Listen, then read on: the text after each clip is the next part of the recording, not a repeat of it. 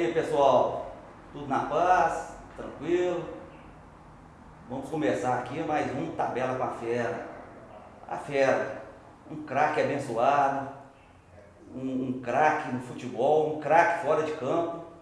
Se vocês souberem o trabalho social que Ronaldo Luiz faz, inigualável.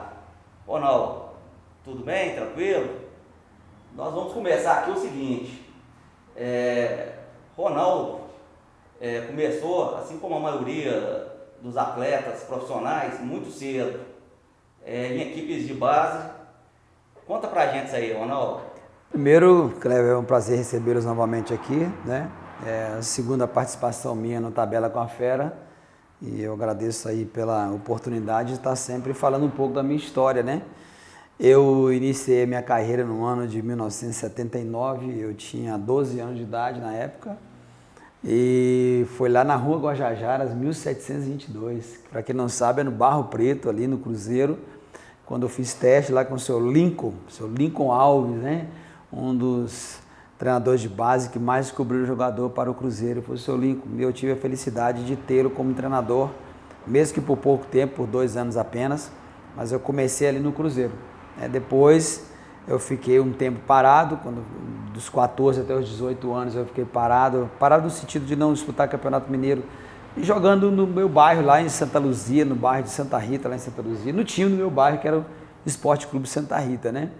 E disputando um campeonato amador lá em Santa Luzia, eu tinha dos meus 17 para 18 anos, eu me destaquei muito e um juiz chamado Antônio Gomes, né? O Macharré, o nome dele, né? Um cara bem folclórico no futebol amador. Ele me viu jogando e ele então conseguiu para mim um teste lá no Atlético, né? E na época era o seu Irineu, que era o treinador de base, que era o captador do Atlético. E eu fui até a Vila Olímpica, da Vila Olímpica nós fomos até o campo do Venda Nova. Isso foi no ano de 1984, final do ano de 84. E eu fiquei treinando por um mês, ele sempre dizendo para mim que queriam me levar para a Vila, ou seja, eu teria passado no primeiro teste, mas como eles demoraram muito, no ano seguinte eu fui para o Santa Teresa, e lá eu treinei no Independência, no antigo campo do 7 de setembro, na época, o treinador do Santa Teresa na época era o Natal, e bastaram-se apenas 20 minutos para que ele pudesse ver qualidade de mim, e dali eu não parei mais. Então a minha história ela é ao longo dos meus 17 anos de carreira, né? São meus 17 anos de carreira, né? 17 anos muito vitoriosos, né? Foram 2 anos de base e 15 anos de profissional. Ronaldo Luiz, Guarani de Minópolis, América, Cruzeiro, Curitiba, Vasco, São Paulo. Ronaldo Luiz, tricampeão pela Libertadores, bi pelo São Paulo, campeão com o Vasco, bicampeão mundial, 2 partidas do São Paulo, uma contra o Milan, uma contra o Barcelona, partidas inesquecíveis, e um atleta, esse profissionalismo ao extremo, todos os clubes onde passou, um atleta exemplar, aquele atleta perfeito, dentro e fora de campo. E assim, uma curiosidade, você que esteve na vitrine mundial, né, porque é bicampeão mundial, gente, a gente conta nos dedos quantos jogadores. Você alguma vez teve proposta do exterior? Não teve? O que te fez, se teve essa proposta, continuar no Brasil? Pô, eu tive sim alguns convites para atuar fora do Brasil. O primeiro convite eu recebi no ano de 93, quando eu atuava pelo São Paulo, e nós fizemos uma excursão à Espanha, e eu me destaquei muito nos jogos lá na Espanha, e 2 clubes lá da Espanha, eles manifestaram o desejo da minha contratação. Um foi o Celta de Vigo e o outro foi o Valladolid, né? E só que não houve negociação porque o Tele ele não me liberou para sair na época.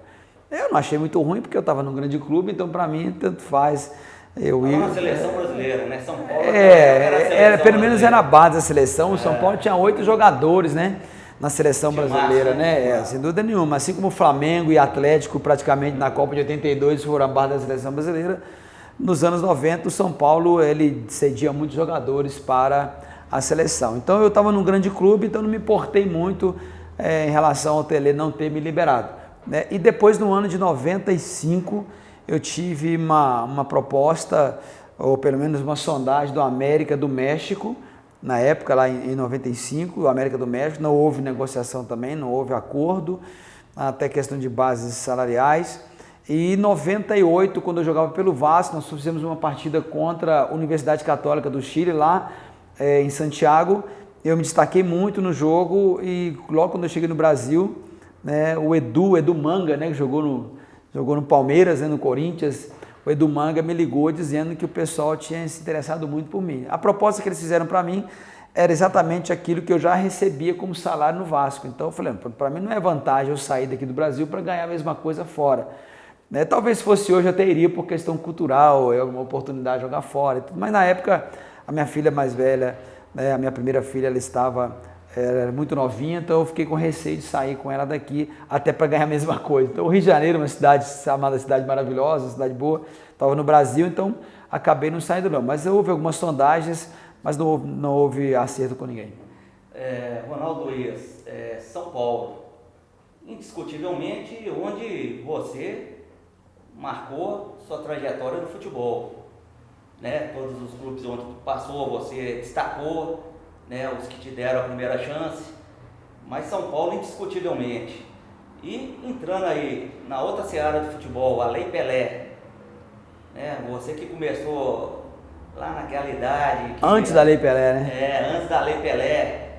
Então hoje, né, a Lei Pelé, a quem tem críticas que ela, em parte, né, não ajuda muito e outros que não, porque na verdade em relação ao atleta, a lei veio para proteger o atleta profissional desde do começo, né? E a gente sabe, por exemplo, São Paulo, assim como outros grandes clubes brasileiros, era uma equipe formadora de atletas de base, e com a Lei Pelé, né, como hoje o atleta não tem um passe mais vinculado ao clube, né, há quem critica que isso aí atrapalhou muito esses clubes, os clubes realmente com condição financeira de formar atleta.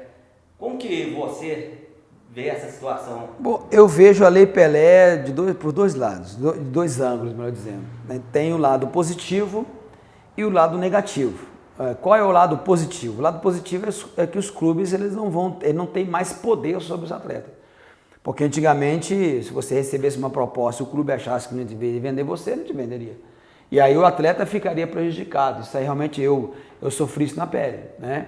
E ele colocava o valor que ele quisesse. Na verdade, tinha uma certa soma aí, algumas coisas que eles faziam em termos de o que o atleta ganha, o que o clube está oferecendo, e isso numa renovação de contrato. O atleta, na verdade, era o patrimônio do clube. Era patrimônio do clube, de fato era, né? Por isso que os atletas ficavam mais tempo nos clubes, em compensação, os times eram muito mais fortes, né?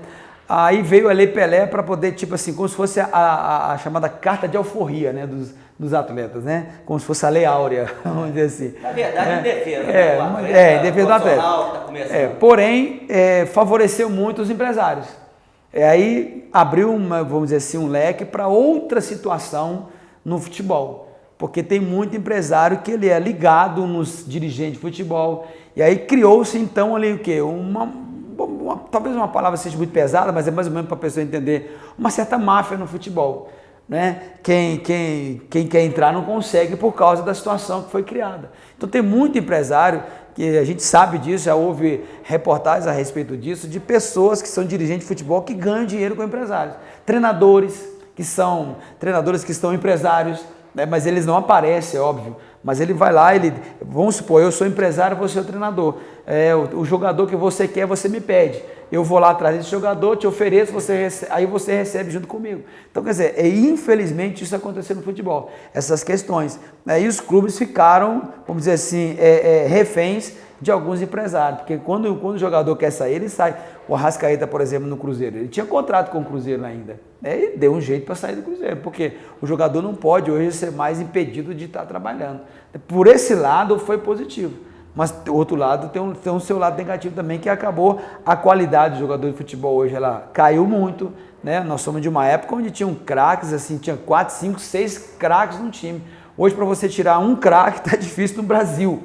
né? Não era um time só. Você pegava o Atlético na época, tinha Antônio Cerezo, tinha o Paulo Isidoro, tinha o Éder, tinha o Ângelo, tinha lá o Heleno, o Luizinho, né? Que eram jogadores fenomenais, né? Aí você ia para o Cruzeiro, tinha tantos outros jogadores no Cruzeiro também que eram craques, o Flamengo, o Zico, era o Zico, era o Raul, o goleiro, o Adílio, o Andrade, né? E, enfim, se a gente for colocar aqui, nós vamos ver que vários clubes tinham muitos jogadores chamados craques. Hoje, quem é o craque do Brasil?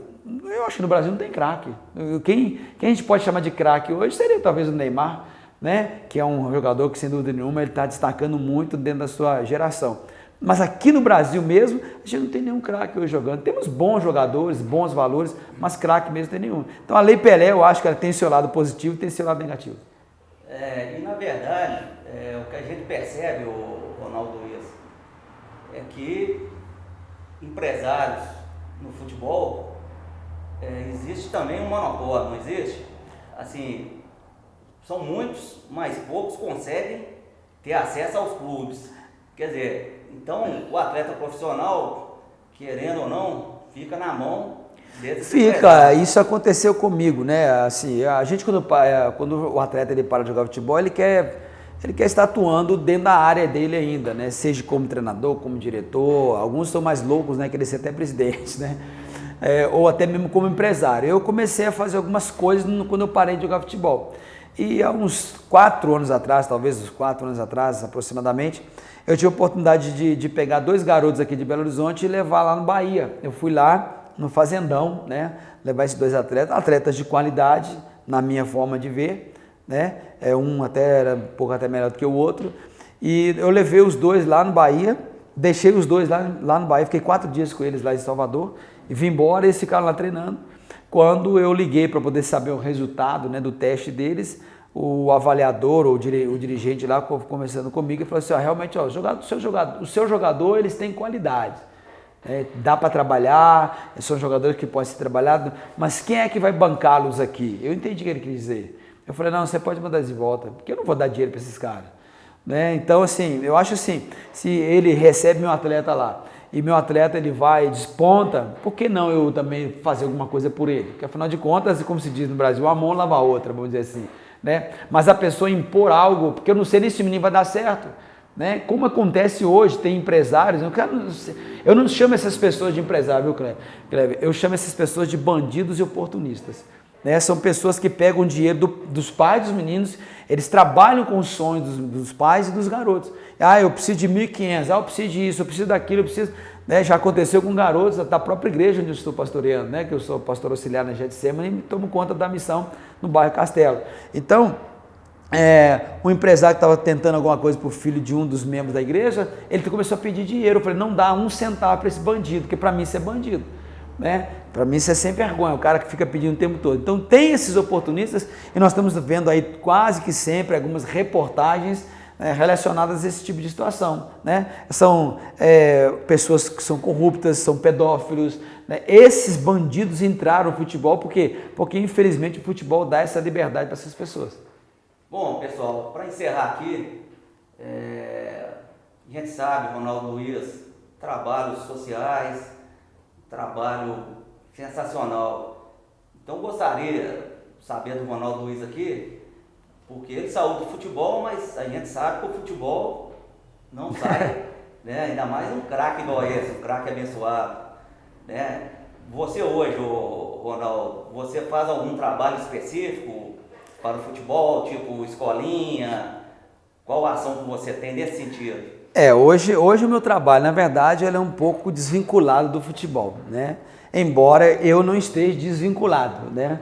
Mas o meu trabalho que eu faço hoje, eu sou pastor auxiliar na Igreja Batista de Getsemane, meu pastor chama-se Jorge Linhares, né? E Deus me deu aí a bela experiência, né? E a oportunidade de servi-lo sendo pastor auxiliar na Igreja de Getsemane e coordenador de uma das missões que são chamadas congregações, né? Getsemane nós chamamos de missões, aqui no bairro Castelo, né? Na Igreja Batista de Getsemane, no bairro Castelo, eu sou responsável. Então, o meu trabalho hoje são com essas pessoas, né? Tentando levar cada vez mais uma palavra, né, de fortalecimento, de orientação bíblica, né? não é o pensamento do homem, mas é o que a palavra de Deus fala. Esse é o meu trabalho hoje. Então eu não tenho ainda um trabalho social, já trabalhei em projeto social, um programa do governo mineiro no início dos anos 90, aliás, no início dos anos 2000, de 2013 até 2010 eu trabalhei num programa chamado Curumim, né, que era um trabalho bem interessante que eu fazia, cuidava de crianças, eu era diretor de um dos núcleos, né, quando o João Leite me deu a oportunidade de trabalhar lá no estado, e depois eu saí e vim trabalhar somente na igreja, né, e hoje eu estou...